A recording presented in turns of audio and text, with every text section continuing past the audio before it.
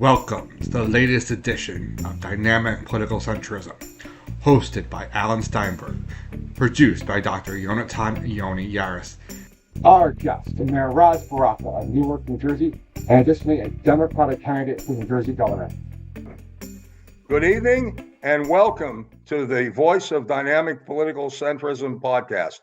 I am the voice of the podcast, Alan Steinberg, and tonight we have on as our guest one of the truly transformative figures in the history of New Jersey politics, Ras Baraka, who has been an outstanding mayor of Newark, New Jersey, our largest city in the state, and he is a national model for what we need in cities, and he is a top-tier candidate for the Democrat nomination for governor of New Jersey in the election of 2025. Now, I'll try to cut down the length of my introduction because otherwise I could talk for 30 years. Let me just say this. Ras, great to have you here. Thank you so much. Yeah, no problem. Glad to be here. Let me say this about Ras. The recent debate of the Democratic gubernatorial candidates, Ras was the clear winner. And all of a sudden, everyone discovered Ras Baraka. I said, where the hell you been? He's been the mayor of Newark all these years.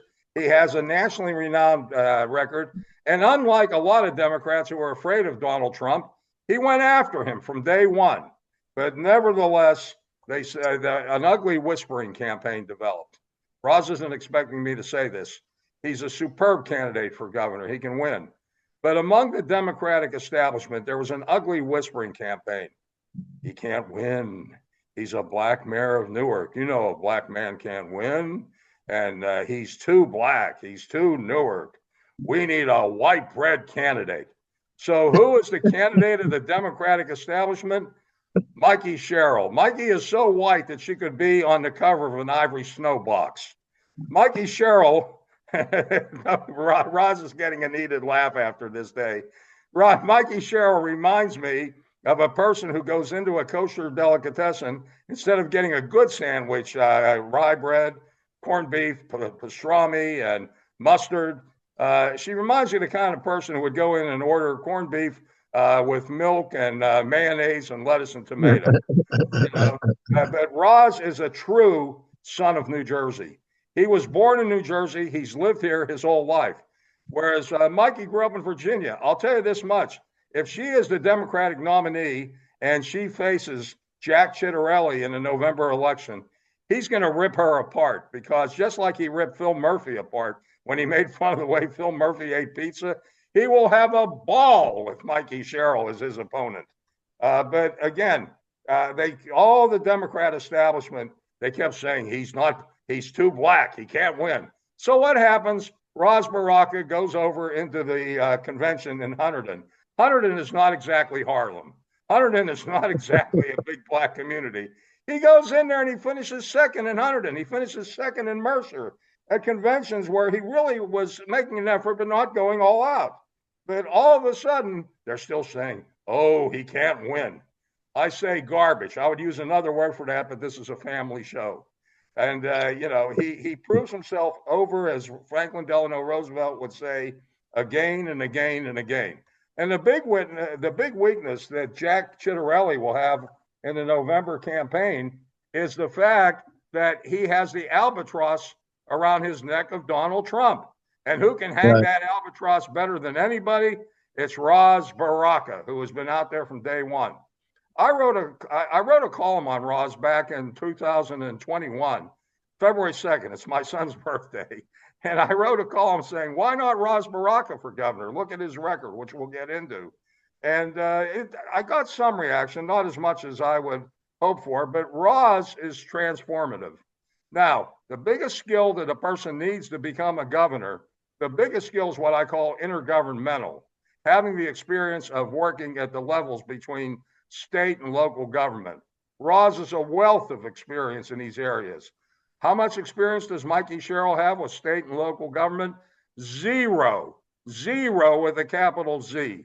Zero. And that makes her a very bad fit for the governorship. Having Mikey Sherrill as the candidate for governor is as bad of a match as when Eddie Fisher married Elizabeth Taylor. It's just not a good match. Okay, it is not a good match at all. And this whispering campaign is going on, but I think that Ras, I don't think, I know he can defeat it. He's a Renaissance man. He was a teacher, a coach. He was a active in his school. He was a mentor for young people. He also, in addition to that, was a big member of Alpha Phi Alpha, one of the first African American fraternities in the country. In terms of violence in Newark, Newark was a town that people used to be afraid to go through the downtown. Well, gun violence, at a time when there was gun violence nationally, he reduced violent crime in Newark by 60%. That is a mega accomplishment. In terms of lead service lines, and I served as administrator of Region 2 EPA, I know that lead in drinking water is fatal for children. He had new lead service lines installed, 23,000 lead service lines installed. People benefited. And he worked with Joe DiVincenzo, the county executive of Essex County, and he showed the ultimate in governmental skills. And it was at no cost to the residents of Newark. At the same time, he inherited a deficit of $90 million, and he brought Newark into a period of prosperity. So the idea that this is a candidate that can't win, you have to be smoking and inhaling to believe that. He is the candidate. He is a candidate who would be a stellar candidate as an example for the nation. So I've gone on long enough. I want to get Ras to sleep sometime tonight because his idea of working half a day is 12 hours. So it's my pleasure to introduce the mayor of Newark, New Jersey, a leading candidate for governor of New Jersey, Ras Baraka. Ras, thank you so much for coming to our show. Thank you for having me, man. It's hilarious. Well, you need some humor after a day of campaigning. Yeah. If you can't have humor in politics, you don't belong in a business. Now, I want to go through a few areas of accomplishment of yours because we want to bring this out to New Jersey. We want to bring this out to the nation. We've got viewers from all over the country. Let's talk about the lead service lines. This was a real crisis in Newark. Tell us about it and tell us how you solved the problem. Yeah, it was a crisis. You know, our corrosion control that usually that we folks put in water to keep the lead from leaching into the pipes had failed. So we had to get new corrosion control, but that took time. It takes time to build that out. The state gave us a plan to do that and give out water. I obviously wanted to fix the lead service lines. They told us it would take us 10 years on the short end, 15 on the long end. We did it in less than 3. We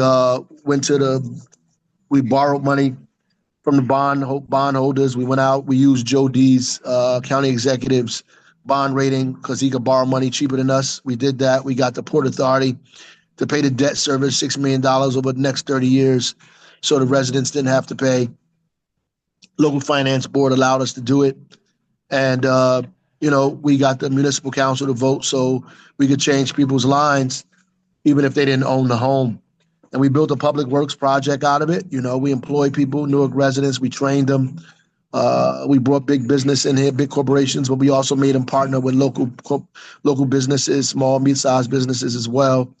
So we turned it into about $200 million or so that we invested back in our community because we paid folks from our community. We helped big businesses in our community grow based on this. And we became a model. I went down to the to the United States Senate subcommittee, talking about infrastructure and lead service line. As a result of that, the country got a ton of money to change lead service lines up and down the country that we didn't benefit from, but we helped people get because we changed ours in Newark and Newark and Belleville and Bloomfield and Hillside. We changed lead service lines.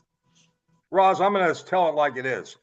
That is the most massive accomplishment I have ever seen in the environmental area at the municipal level in the United States of America. And I have standing to say that because, as I said, I was regional administrator. I was in charge of EPA for New York, New Jersey, Puerto Rico, the U.S. Virgin Islands, and 8 federally recognized Indian nations. And at the local level, this is the greatest accomplishment I've ever seen.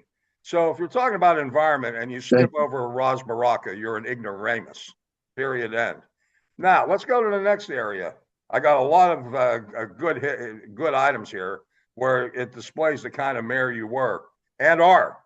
Let's talk about affordable housing. That's going to be a big issue this November. Tell me how you attack the issue of affordable housing in Newark and basically what your approach has been and how you can turn this approach into something statewide in New Jersey. Well, first of all, we passed inclusionary zoning that allows the mandates 20% affordability in all buildings that are being built in the city. The state adopted that. They began doing the same thing. It's not the law. They made it policy.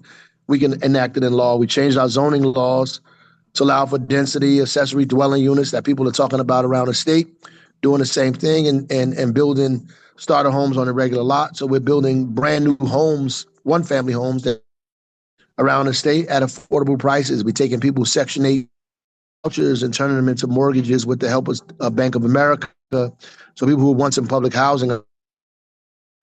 The DCA is also contemplating doing this with DCA vouchers. We could do this statewide.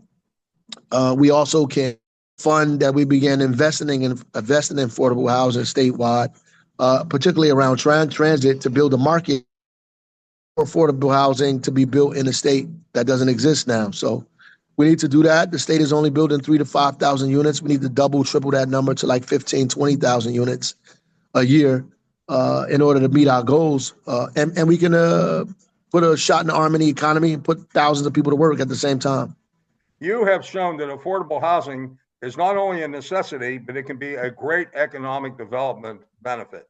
And that's right. We need in this campaign to teach people what Ras Baraka has done in Newark for affordable housing. Now let's go to another environment that I was not aware of. I mean, you have accomplished, I find out every day, but this had to do, I was told this a few hours before I came, that you also have done some environmental work in New Jersey, aside from the mass service lines, having to do with electric buses as well. Tell me a little about that. Yeah, well, our DPW trucks, we kind of electrified the DPW. We began changing the fleet to move away from the normal fleet to begin to get electric vehicles. We use electric vehicles to pick up our garbage, and we are putting together a micro transit with buses, electric buses to move people around the city as well. So these are things that we need to do. So we're investing in it. Well, Ras, you are a true progressive, not someone who is off on some extreme, but you are progressive in your accomplishments and you are progressive in your values. And that's the kind of government we need in New Jersey. Let's go to the next issue, which in a lot of ways is the most fraught with difficulties. And it's an issue where I've received a great deal of education from my producer, Yoni Aries. And that's what you did in the field of education. I go way back in terms of Newark and the problems of school takeover that happened there years ago. I remember, I'll tell you what my familiarity of this was.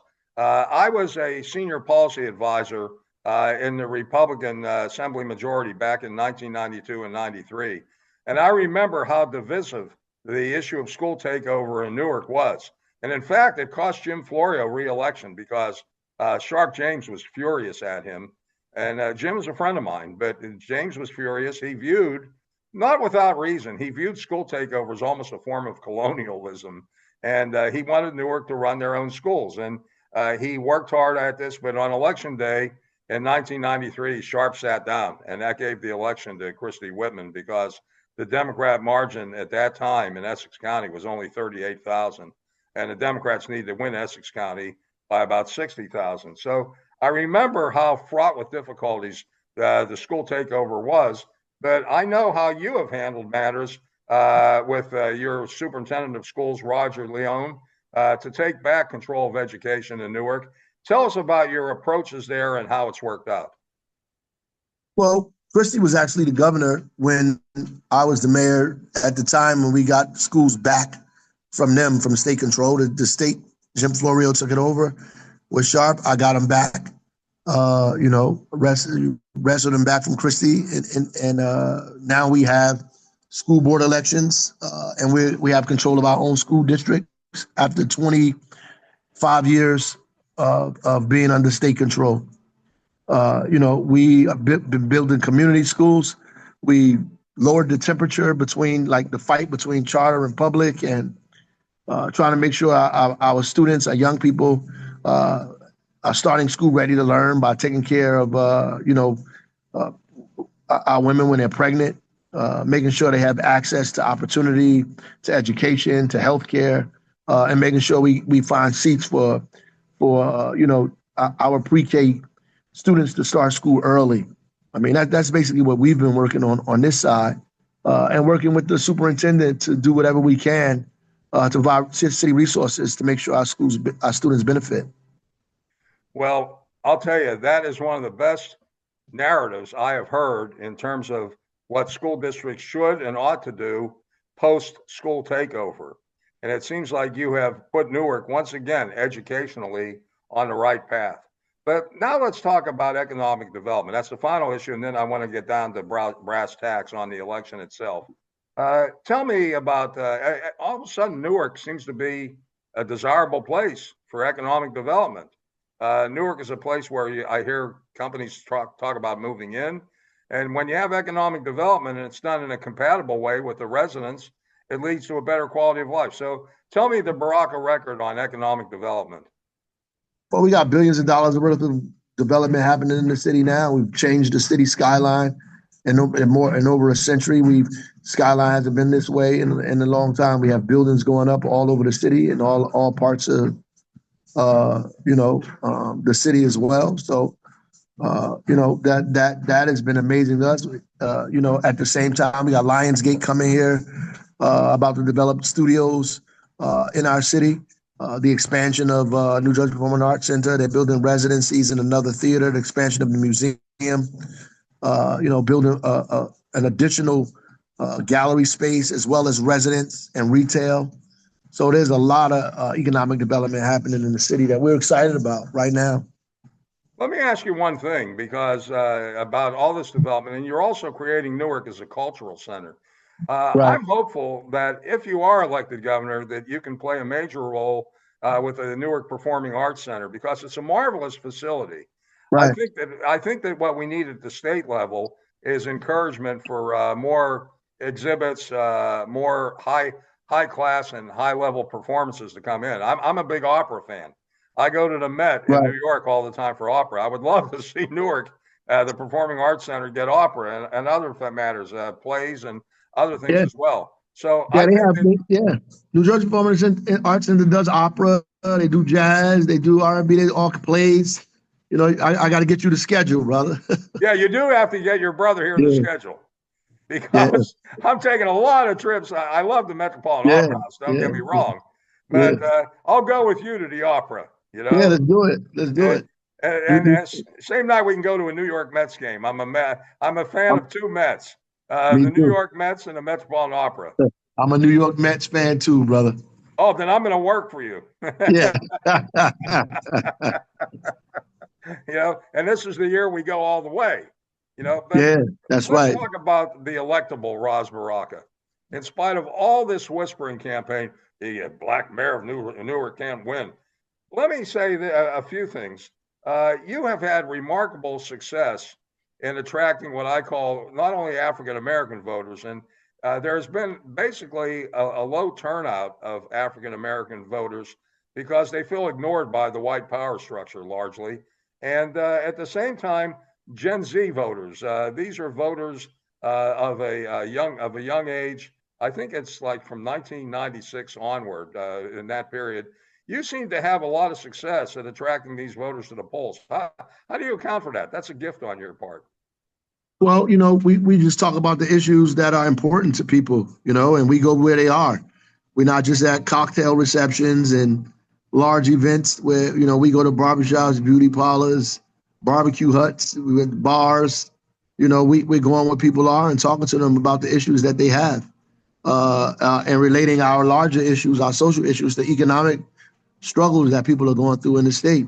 And, that resonates and is resonating across nationality, across zip code, across region of the state, that people are listening to the things that are going on and some of our solutions to these problems. So we're excited. We're excited about that. Well, that if you can get an expansion of that vote, that every time the Democrats win, it seems that they win with Gen Z voters. So that's going to be if you win the Democrat nomination, that is something that has to be targeted by your campaign. Absolutely. I'm sure you will be, and your campaign has some magnificent people. I've enjoyed dealing with your scheduler, Salimu Taylor, but also you have a marvelous campaign consultant in Bill Hires. Marvelous national. Everyone makes like your campaign. They don't even know your campaign. They don't know the quality of your campaign. They don't know about someone like Keeber Moss, who is a terrific communications guy. That word isn't out there. Everyone is writing about other consultants, this and that. And your campaign is with the people. It's with the grassroots. But that leads me to a second facet. In terms of fundraising, this is where I think I would not call it institutional racism. I would call it conventional wisdom racism. The idea of African American having a hard time raising money. Well, you haven't done too bad. I mean, you're almost at the maximum for matching funds. How do you forecast things going on? I think as your campaign accelerates, you'll raise more money and you'll get the message out. We'll get what we need to get the full match here in the state. We're raising dollars, and we're raising dollars in New Jersey, and we're about to start raising dollars nationally. We just got an endorsement from a national organization called Collective PAC, which raises money for African American statewide candidates and federal candidates across the country. So they're getting ready to do fundraisers for us across the country, and we'll definitely get the money we need. Well, that is going to be a key because the Republicans they'll be getting money from Elon Musk. That'll be a marvelous person for you to run against. Right. Elon Musk will be is a great target for the Democratic Party. So I think that you're going to have the wherewithal to go out there and really have not just a competitive campaign, but if you get the nomination, a winning campaign. I will conclude with this. Ras Baraka, as I say, is a transformative figure, and it's unfortunate that this whispering campaign against him by certain members of the Democratic establishment, they're not saying he's a bad guy because he's a black man. They're saying a black man can't win. This is typical of the kind of denigrating comments that were made, and we remember this in Black History Month, which we're in. When Jackie Roosevelt Robinson, to me, the greatest American of the 20th century, and his first game was in Jersey City. His first game was with the Montreal Royals against the Jersey City Giants, and they won that game on a homer that Jackie hit the first time up. But he went through more hell. He went through more abuse. It resulted in him dying young. But what did they say about him? Well, the Sporting News at that time, which was the Bible of baseball, so to speak, said that that baseball was a game played by Caucasian gentlemen. Well, they ignored something. They ignored the Newark Eagles that had Monty Irvin, one of the greatest outfielders in the history of Major League Baseball. They ignored Don Newcomb. Big Nuke belongs in the Hall of Fame. He could throw a ball so fast that you would hear it, you couldn't see it. And they ignored Jackie Roosevelt Robinson and Roy Campanella and so many others. And this treatment goes on. They still have a tendency in what they call polite white society to downgrade the achievements of people like Ras Baraka. And it has to affect your fundraising somewhat. But I was pleasantly surprised to see that in spite of that, that you're raising more money. I would take it. I'm going to ask you something, put you on the spot a little bit. Are you getting a better reception now from white donors ever since the debate and other events that have put you in the spotlight? Well, people are taking notice. A lot of people get a lot of calls. People giving a little more than they were given in the first place. I mean, we got a good crew of people in our finance team that are multinational folks who obviously and different religions as well, who are giving money to our campaign. Who believe in us because they believe in the work we've done in Newark.